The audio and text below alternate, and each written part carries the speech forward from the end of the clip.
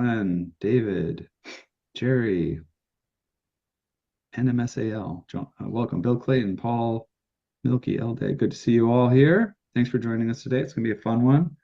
And for those of you out on Facebook and YouTube, I will intro the show and we'll put some links into the chat in case you want to join the Zoom for a little bit closer view on the conversation.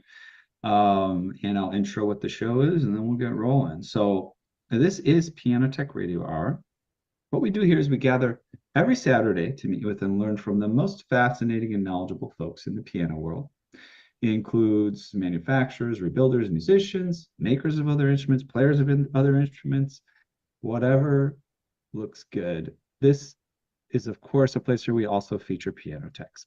Our mutual goal is to become better at our craft, to help each other, and to create an ever more musical world together. Piano Tech Radio Hour is brought to you by Piano Technicians Masterclasses, an online learning resource that brings you cutting-edge instruction from piano industry masters without leaving your home.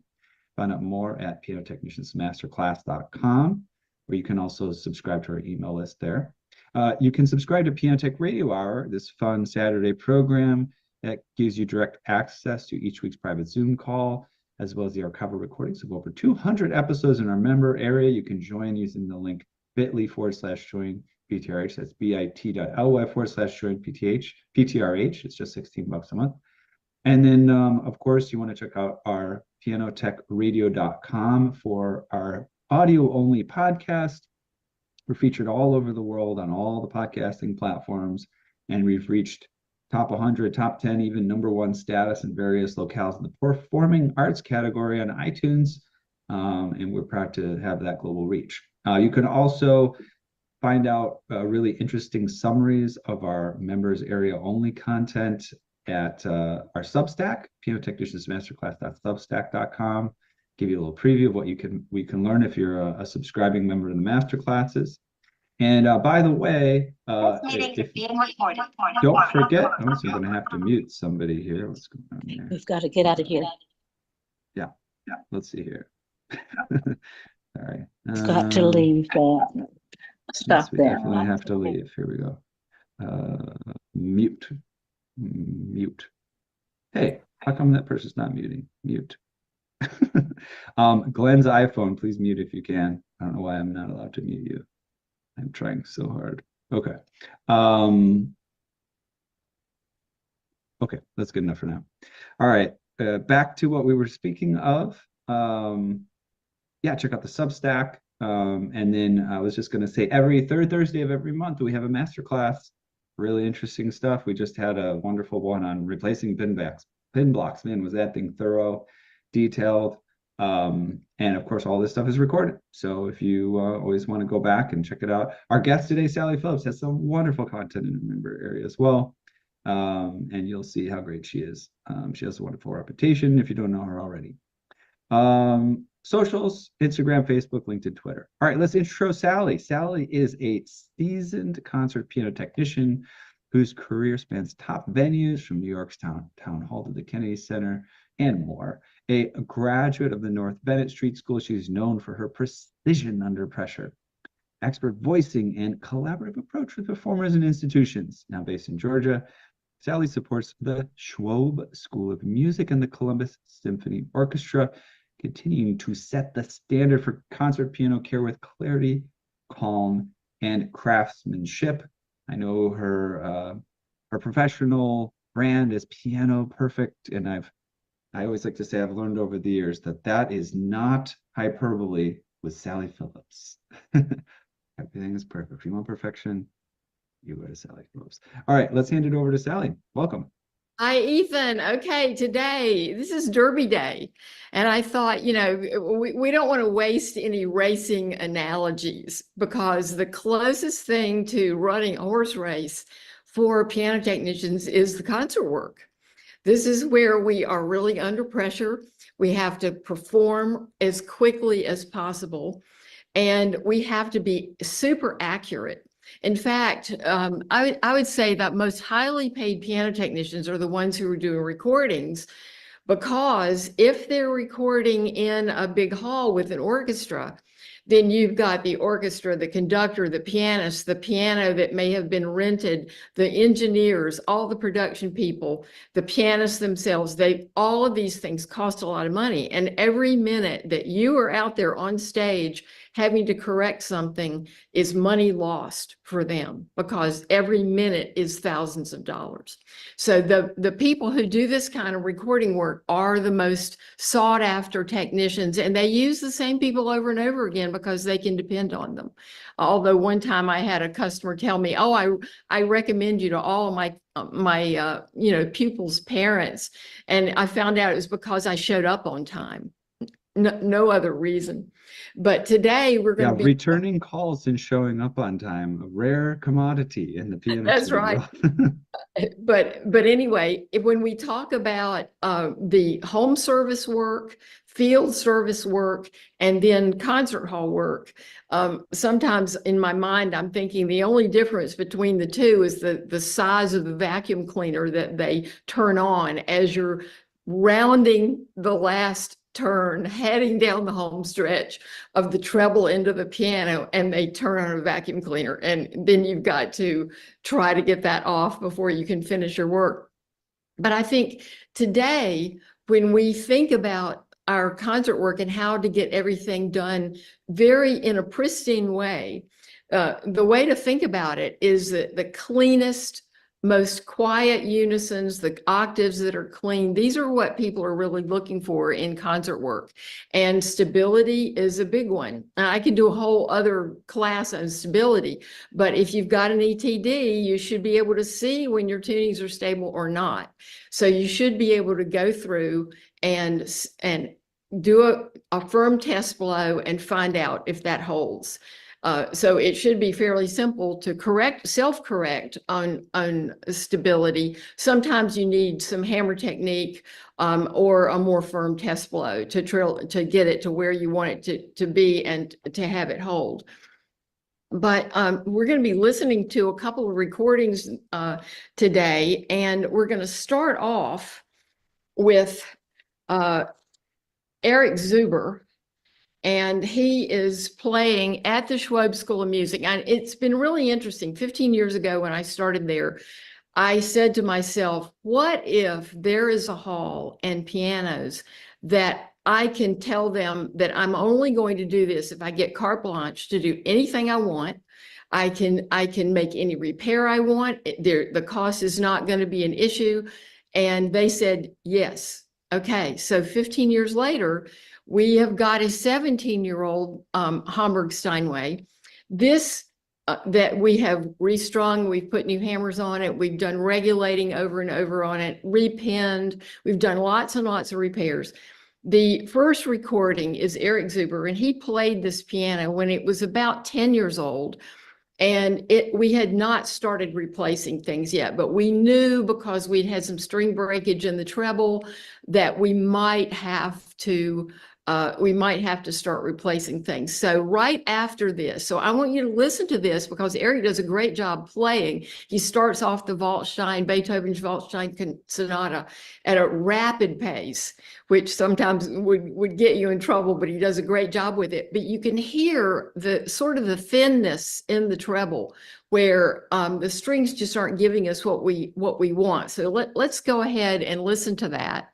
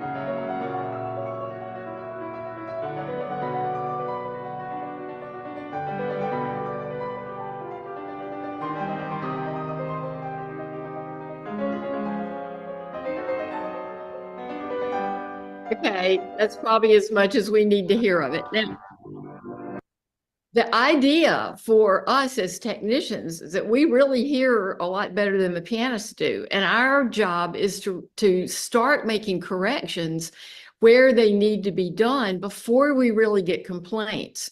But when pianos get to be about 20 years old, what you will find is that pianos are getting to the point where the tuning is more difficult, the actual sound of the treble is weakened a little bit because the strings have metal fatigue, the hammers are worn out.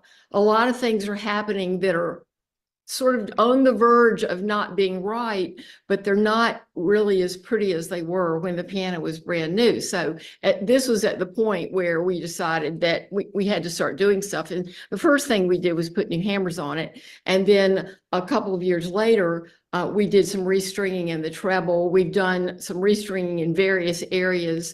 We've not put a new pen block in it yet. The pins are tight. We have very high humidity here. And so that was our decision. So and that tuning, by the way, was done by Austin Caldy, who was one of my former students. And he is now the technician at the North Carolina School of the Arts. Austin's a fantastic tuner and does very, very stable tuning. So we'll just give him a shout out for that. But let's listen to the next one. And the next one is Henry Kramer. And he's playing Gaspard de Nuit. And this is one of the most famous piano pieces that Ravel has written. And the part that is the most difficult about this piece is that the first piece, Undine, or the first movement in this, Undine, is very beautiful, very big. They use a huge range of the scope of the piano. And then the next movement is the worst movement for the piano tuner in the history of music. You'll hear what that's going to be. So let's listen to Undine first.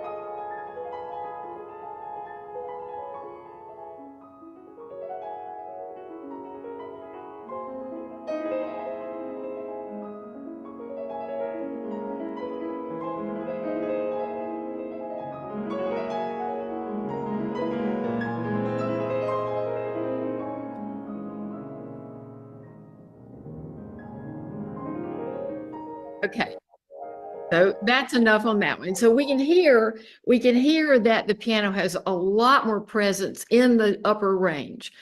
It sounds about the same as it did when it had the first set of bass strings on it, but now it has a much prettier singing quality, and that's because we did both the strings and the hammers on this one, where we use the original shanks. They're, at that point only 10 years old, so we use those. The next time we put hammers on it, we put new shanks on it.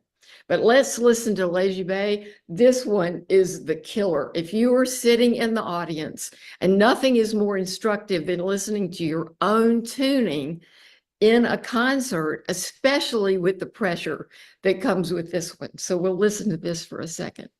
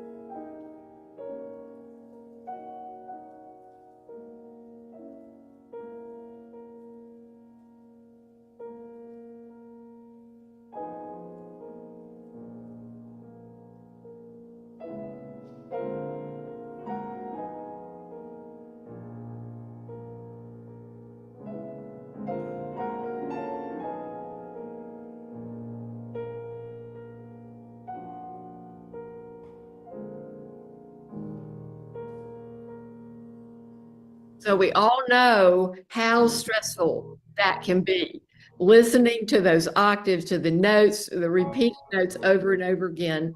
Not, you know, at this point, you're out there in the audience listening and you're just praying that nothing happens in that movement because it's so exposed. The tuning is so exposed. Every single thing that you've done to make that piano really sound great is now on the line with that movement. And that was done by Walter Cornwell, who's another one of my students. And he just did a terrific job on that. And the pianist was just thrilled with it. That was Henry Kramer.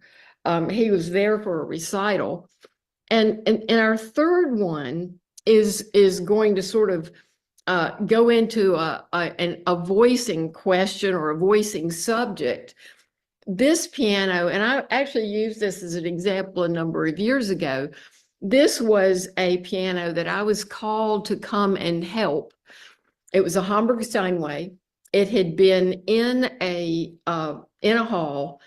The man who owned the instrument was loaning the piano to the hall. And during this time, when the piano technician came in to service it, he had been told that the pianist wasn't terribly happy with the way the treble was, so he juiced it without asking anybody. So the juicing, I'm sure, sounded pretty good initially, because that's what happens with lacquer when you first put it on. It takes 14 to 20 days for lacquer to really set. And a lot of times when we use lacquer in hammers in a concert setting, we'll say to ourselves, wow, this piano really just needs a lot more guts. It needs some projection.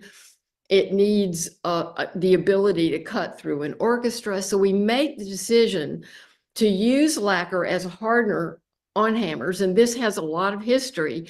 I found a letter from Theodore Steinway to William in 1855, I think, which was shortly after they started the company, where he talks about juicing hammers in Hamburg with gutta percha, which is the same kind of material that they use in bookbinding.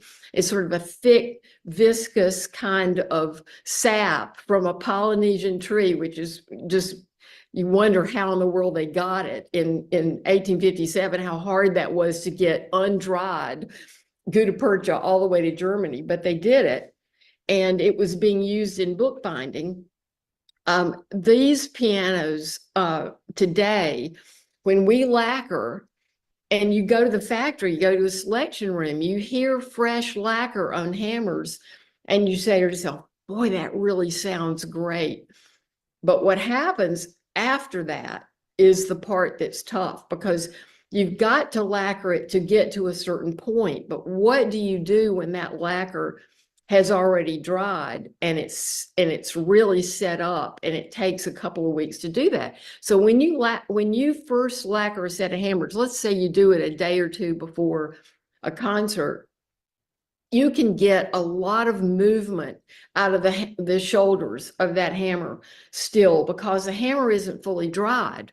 So you get this beautiful bloom that comes with lacquer. You get a lot of power, and you think, man, that is the solution. But a couple of weeks later, you come back to that piano and it doesn't really sound as good. In this case, I got called when this Hamburg Steinway with Hamburg hammers on it had been juiced, because it wasn't in a concerto situation, but it was in a solo piano situation that was being recorded. And they really wanted the piano to have a lot more presence in the hall, because they were going to record it during the concert, and people take up a lot of volume out of the piano. They take up a lot of movement in the air. And so empty hall, the piano sounds better than it does usually when the hall is full. But in this case, the lacquer had gotten quite old, and it was just not moving around. So the solution to this was to take the stack off, take it out to the parking lot, rotate it up so that the tails of the hammers were on the asphalt, and take an entire quart of lacquer thinner and just douse it to drive some of that lacquer away from the strike point of the hammer. And then you do two things. You drive it away from the strike point, which is going to give you a lot easier time voicing it, fitting and voicing at the strike point of the hammer. And it also makes the old lacquer more flexible for then 2 weeks until it hardens up again. And Ron Connors, who was a very famous technician at Steinway, he and I talked about this a lot, and we had determined that if you approached a piano that had already had lacquer on it and it was really not giving you what you thought you were going to get, the last thing you want to do is put more lacquer on it if they're already hard. But what you can do is put lacquer thinner on it, and it will it'll make that shoulder a little more flexible again, so that the hammer goes to the string, throws it into motion, the string vibrates along its entire length, which is going to give you the fundamental, and then you're going to have a longer sustain, a lot more color in the tenor area where we want a lot of articulation in the voicing. We want to make sure that that hammer speaks really well, but we don't want it to be harsh. And so then the voicing at the strike point, which is fitting the hammers to the strings and maybe doing a little bit of light needling into 1 or 2 areas of the hammer to get it to be really consistent, both on the regular, before it shifts on the una corda. So it's got to be good as it sits there in this regular position, and then again as it's shifted over on the una corda. And then you've got to make sure that the pianist doesn't have the concept that it's just an on or off. Most pianists think of 5 or 6 different areas of shift on that. So you've got to really play that note over and over and over again as you shift it, each one, to make sure that it really is consistent on every area of the shift, even though we all know that it's only going to shift a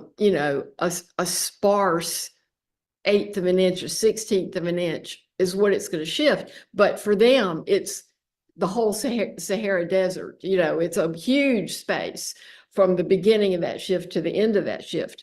And that's what they're going to expect, is it's going to be even. So let's listen to this.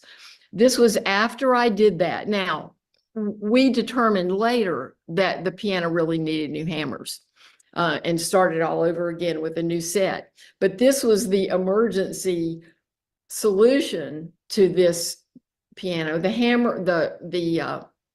hammers were very consistent when we got finished, but I was still not happy with the individual hammer hitting the string on the una corda. But you can hear some of that in this recording. And this is Chopin Etudes.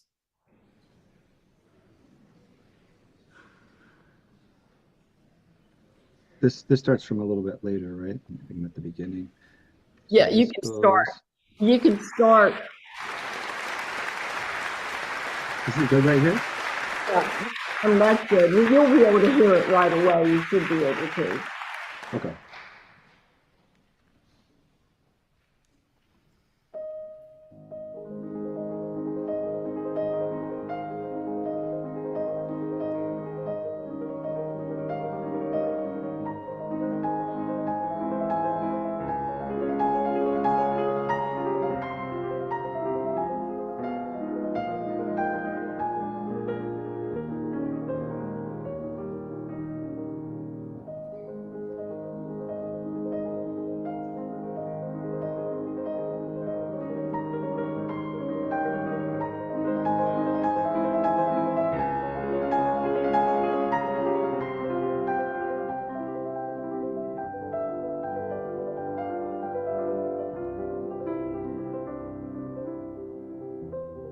Okay, that's good enough.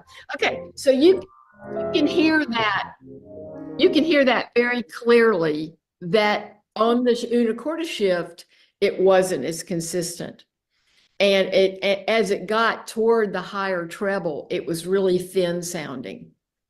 And so we got the pianist loved it. He thought it was a great piano. It really enjoyed it, and told me, he said, wow, I haven't heard a piano like that since the 70s, which is, from my standpoint, was the worst period of piano building in the country.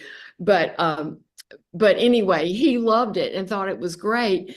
But I could hear on the recording that it wasn't going to be, I'm not happy with it, but it was way better. When I first got there, I mean, it sounded like aluminum foil hitting those hammers.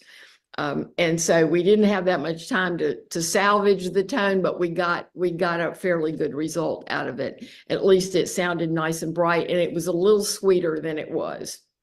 But now our fourth one, this is we go back to the Schwob School of Music. This is Esther Park, and she bit off a huge amount and played.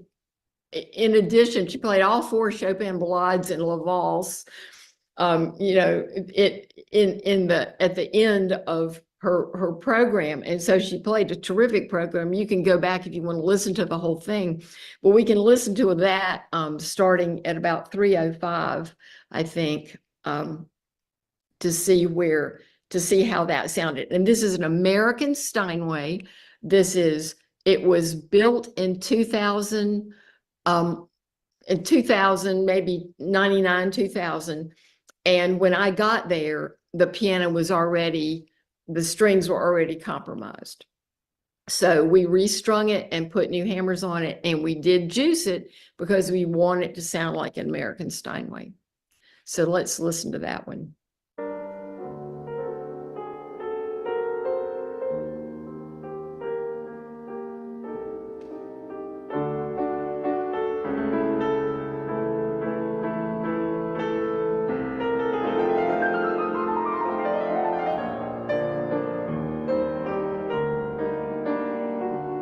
How are we doing on that?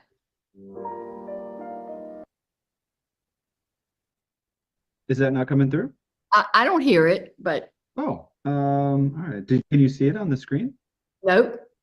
Oh, weird. Let me try again. I'm so sorry. Let's see what happened. Let's try this again. Could you see anything on the screen? No. That's Just weird. All right. I saw a picture on the screen. I could hear it. Yeah, I Oh, could hear okay. Oh, that's weird. Okay, so Sally couldn't. I Yeah. couldn't. All right, well, I'll pull it back up and I'll play it a little bit further, because I guess other people could hear it. I'm not sure. Maybe let's remove your spotlight and then let's try it again. Can you see this, Sally? I can. Okay, all right, let's hit play and see what happens.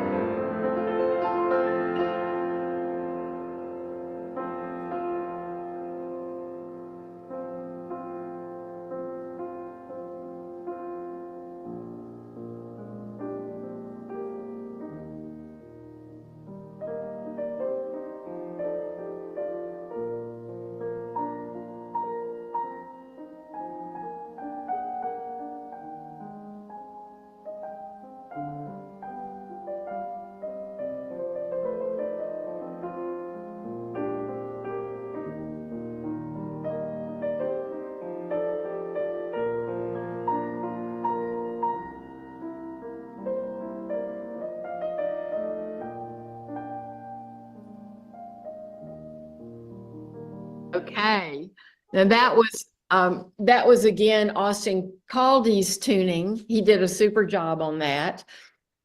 And, the great thing about having students at the school is that I would move them from practice rooms to studios, to classrooms, to, the better studios, and then to the concert hall. And so they got plenty of, both Walter and Austin both got plenty of time on B's and D's, and Walter has just taken over my business. I just sold it in January, so I am officially retired. But that gives me plenty of time to do other things. And when part of you may have assumed that one of the things I'm going to talk about is heading off the problems that are going to cause complaints. And I know you've probably all been to schools that they'll say, well, nobody likes this piano. Nobody likes this one. Nobody wants to play this one. And almost inevitably, these are somewhere between 15 to 20-year-old pianos. They've been tuned hundreds of times a year. They've been played day in and day out for most of the school year or most of the concert season. And the strings, and the old tuners used to say, oh, you don't need to restring that because the pins are still tight. Well, the pins being still tight don't have anything to do with the quality of the actual wire on the piano. And if we want really fresh, really great sounding strings, and with a good amount of projection, that has to be coupled with a great hammer on it as well. But most of those pianos that I see that are in that age group, it's not that they need more lacquer in the hammers. It's not that they need new hammers. It's really that they are in desperate need for new strings. So we want to do that first, and we want to get a good set of strings on there. Now, if we have to put a new pin block in it, or we feel like the pin block isn't great, then we're going to go ahead and put a pin block in it. Even though if it's in the South where we are here and we have humidity problems, we actually take care of a number of universities in addition to the Schwob School of Music. And these are smaller schools that have maybe 40, 50 pianos. In the case of, for instance, East Carolina, we go down there, go up there, and we take a group of technicians. John Foy has helped us out there. Austin Caldy is at the North Carolina School of the Arts. He goes out there, and Walter comes up from Columbus. And the most fun thing is that we in some cases, we all go as a group, and then we have dinner at night, and it's really great to bring the younger tuners along when the older tuners are there to sort of shortcut some of the decision making. And it's a great way to learn, especially with voicing. So, never assume that a 20-year-old piano just has a voicing problem. It's probably a stringing problem that sort of shows itself as a voicing issue. And when you get to pianos, I got to watch my time here. When you get to pianos that have been moved and you want to do concert work, and you're a younger technician, I would do things like get familiar with the repertoire that's being played in classical music. If you're not a pianist and you don't know that, really go do your homework and listen to a lot of recordings, find out what's on the program before you go and tune. Make sure that you've heard that pianist. You can go to videos now and hear what that pianist sounds like for the most part. If you're doing concert work, there'll be some examples. If they're in a competition, and they've chosen the piano, usually 3 or 4 pianos will be at a competition and they'll choose one. You can pretty much bet that they like that piano sound. If it's just a one piano competition, half of them may love it, the other half may not like it, and it depends on their style of playing and what they're going to do with it. But you want to try to zero in on what that pianist is really looking for. And we try really hard, like in the example of Esther Parks' New York Steinway, we try to make sure that the hammers are fitted all over that piano really, really, really well, especially in the tenor where the fitting is always the most challenging. Leveling strings, fitting the hammers to the strings, it's meticulous, hard, very, very painstaking work, but that really shows off in a very articulated tenor area and a really pretty mid-section. And then as you go out, the piano can get a little bit brighter in the treble, a little bit brighter in the bass, but clean and clear is what they want for recording. They don't want dirty unisons. They want unisons that are really tight. And so stabilizing is important. If you're a new tuner and you've never done concert work before, my suggestion is that you start tuning in a lot of churches. There are some great musicians in churches that are usually really nice and very cooperative. You'll have more time to tune in a church than you will in a concert hall. If you go and ask the stage manager in a concert hall, well, how long does it take to tune a piano? And they'll always tell you an hour. That's all they need to tune the piano. Well, that's if you've seen it the day before, or if that's a piano that you tune regularly. But if this is the first time you've ever seen that piano, I would ask to go in and look at it and maybe tune it the day before, get it on pitch. If you've got to change it from 440 to 441 or something like that, you want to have a head start on it. If you're new, you don't want surprises. You want to make sure that you are totally prepared as to what you're going to see, what you're going to find, what the pianist is going to want. If you're lucky enough to do orchestra work, then you will usually have rehearsals as early as maybe Wednesday of the week. You'll get to tune it for the first rehearsal, and then maybe the pianist will want to talk to you. Maybe they want changes to the voicing and the treble, or they have some request. Maybe there's a repetition problem. You've got to be aware if a piano has just been moved. A lot of these concert pianos live on their sides in between concerts. They're stored. They're not necessarily on their feet somewhere. And if they are on their side and they've been in a truck and there's changes in the weather, you want to check the damper lift, make sure that the guide rails aren't loose, damper guide rails aren't loose. You want to make sure that all the pedals work correctly. And you want to check the regulation, but there are a lot of things that can happen with hammer spacing and whipping spacing when a piano has been stored on its side. So you don't want surprises. You want to get there the day the piano is delivered, go over it, make sure you know what you have to do that next day or do it that day. I always like to tune the piano. If it's a piano new to the space, it's a rental, I'd like to try to see it the day before. If they're going to deliver it the day before, I want to see it where it is before the delivery, in the dealer's showroom, wherever it's going to be. I'll go there and check it out and make sure that we've got a heads up as to what goes on. I listen to the tuners that I help. I listen to them, and this past year, I bought the Genelec monitor speakers, which we'd have in a recording studio. I bought the big Wampin ones, and those are super for listening to my students' tunings. It's just great because they're not, no one has gone in and changed the sound. This is the raw sound that you're going to hear. And I can get that. I can listen to what the piano sounds like.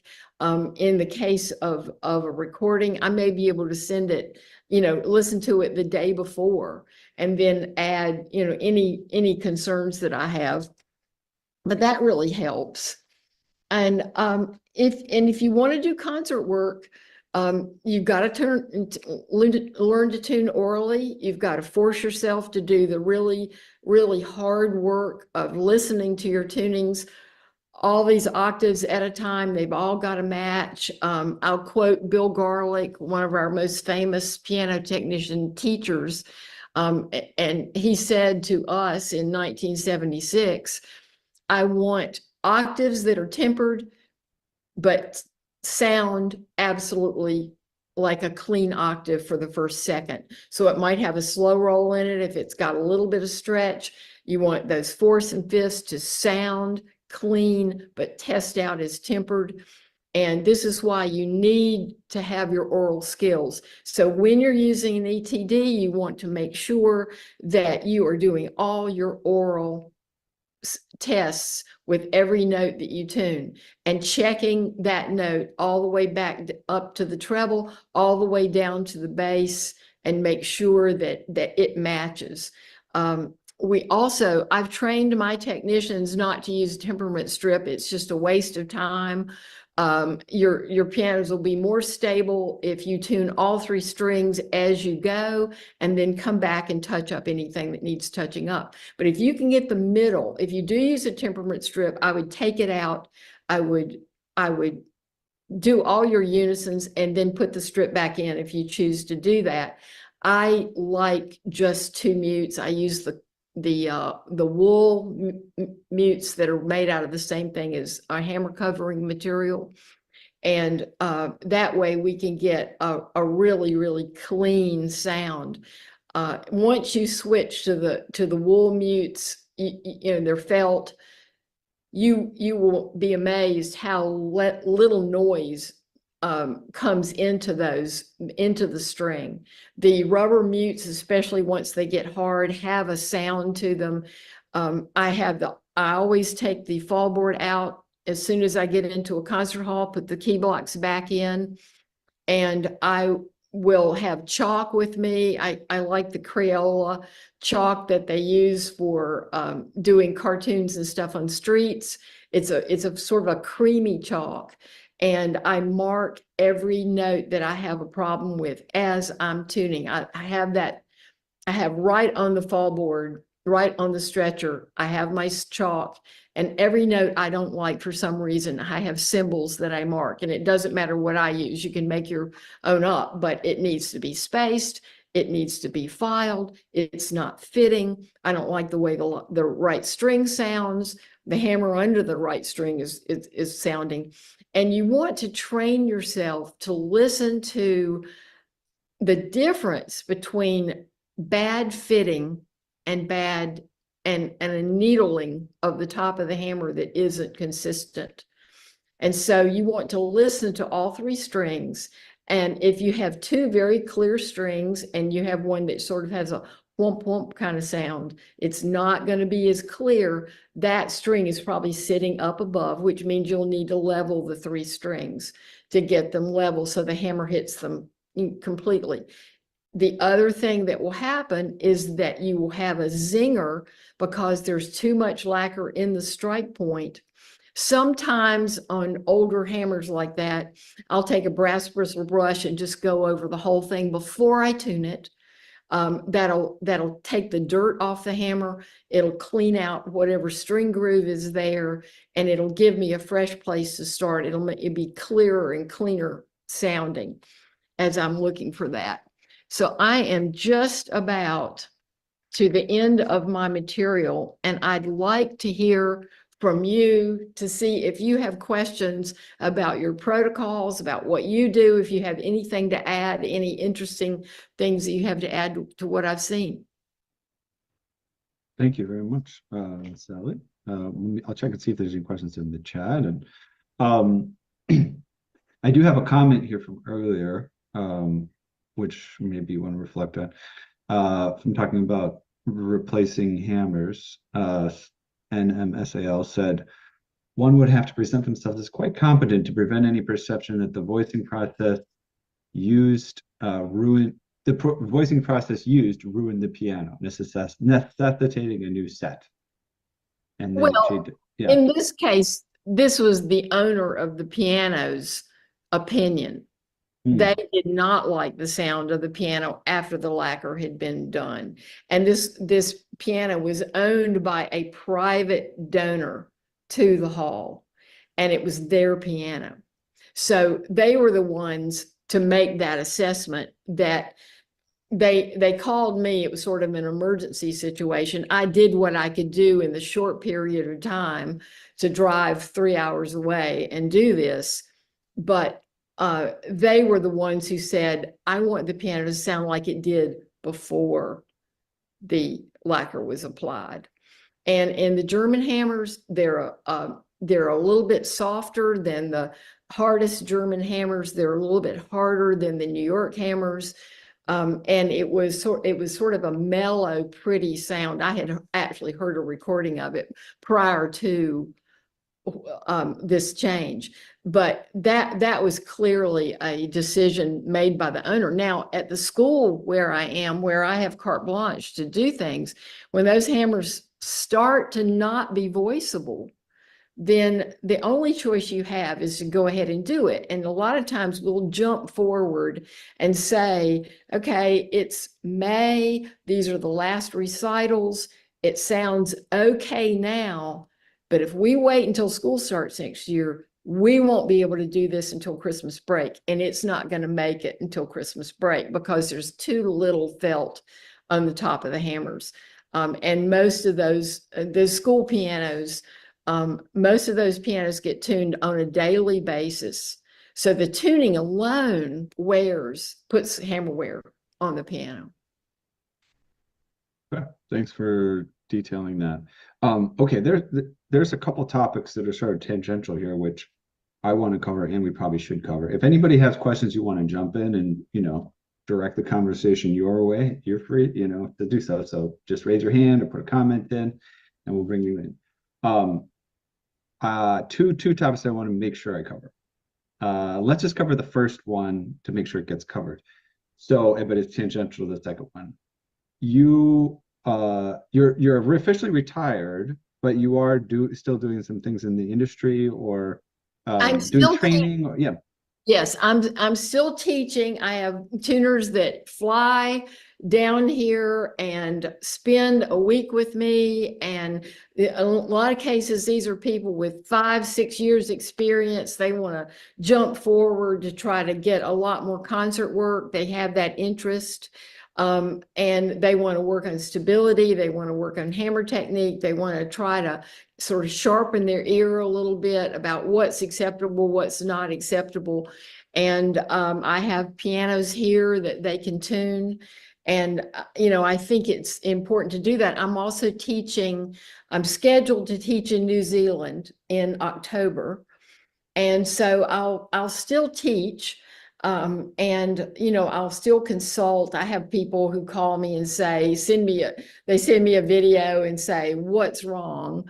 Why won't my piano do this? And then I'm glad to help out there. But I don't get up at 4:30 or 5 o'clock and go in and tune 2 concert grands before 9 a.m. anymore. And, most of the work in those schools is done well before noon. And I don't have to do that anymore. So I can listen to my students' wonderful tunings, with my speakers on my computer and congratulate them when I feel like they're really doing well. Okay. Yeah, I was going to ask, you sort of answered it. What does a retirement schedule look like for Sally Phillips, knowing that you kind of are a bit of a workaholic, I think. And so it's basically like instead of getting up at 4:30, you're going to be at 6:30 in the morning, right? I'm writing and I'm doing, Okay. I have a little project that I'm working on. I'm working on my German. So I get up every morning and I do a couple of hours of German, mainly because I've been trying to read and look at the few letters we have that Theodore Steinway sent to William in the early part of the Steinway history. And the letters are in the LaGuardia archives in New York. They're handwritten German, handwritten mid-19th century German. So they're hard, but there's some just great things like I was talking about the gutta percha on the hammers, some great nuggets of information that tell you right off the bat they were trying to put hardener in hammer felt. And so that's the kind of stuff that I would like to write about. And I've got a lot of that written, and I spend a lot of time looking at those letters. And I garden and I cook and take care of my dog, and that's pretty much it. But I enjoy having the students, and I have a lot of students that will do a Zoom meeting with me. I'll coach them over Zoom. And I don't mind doing that, especially if it's somebody who really is trying hard to do the work. And I would urge the people who aspire to concert work to work in a university. To get a lot of tuning, you need to get more accurate first and faster, because you will be put in situations where, you have 12 minutes to finish the top 2 sections for a concert tuning, and it's a piano you've never seen before, and you don't want to be in that position, but we will end up in that position. So you really got to have the chops, and you've got to be willing to really work hard on it.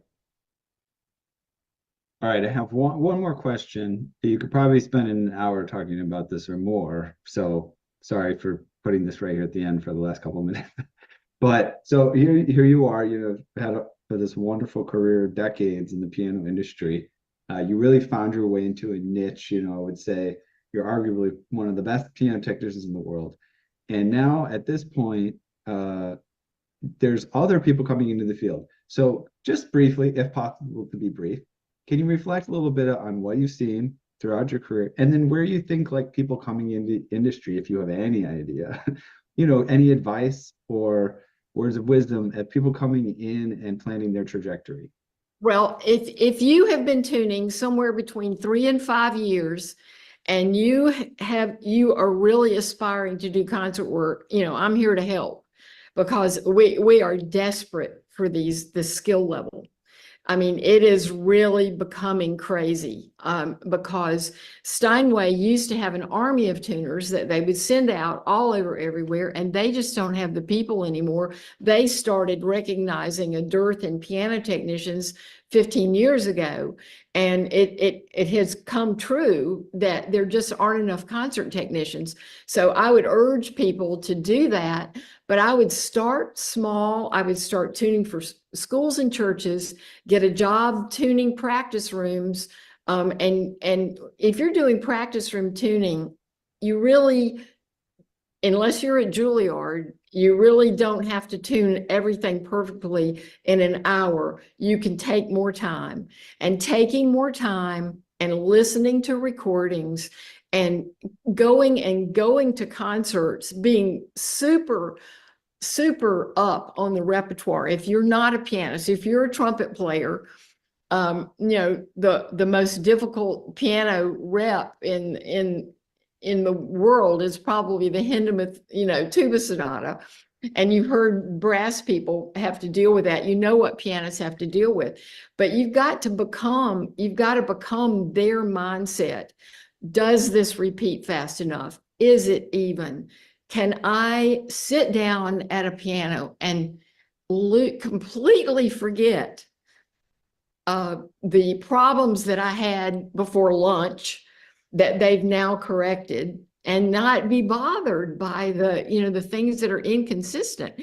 And so you really need to work with somebody. And starting out, go to concerts all the time at a big university where they've got a top concert tech. Listen to those tunings. Listen to how stable those tunings are. I had one of my students, I came in here today, and typically, I don't tune my own pianos. My students come and tune my own pianos so that I'm working them. So my student tuned this piano about 3 months ago, and but it's just not going to come through if you don't have the computer audio or the room audio. Yeah, you can't hear it. You can't really hear it. You can't really hear it. But what I'm saying is that you should be able to tune well enough so that unisons are tight for at least 3 months. That's a solid tuning. And if you're a tuner and people are complaining their pianos don't hold, it's you. It's not the piano or the fact that it rained the day after. You can stabilize pianos in dramatically different different humidity situations. And then I'll finish off with my favorite humidity story. I had a piano in Middle Georgia, which is hot, humid, miserable in the summertime. I had just gone to this school and I'd given them my lecture about keeping the pianos at the same humidity, 12 months of the year. And they said, oh, we are on top of that. We absolutely keep the pianos at the same humidity. We look at, and then they said, but you better hurry because the air goes off at 5. So That's that's hilarious. what happened. All right. Well, thank you so much. Any final words of wisdom, or you want to leave it there, or place to send people, or exhortations for folks?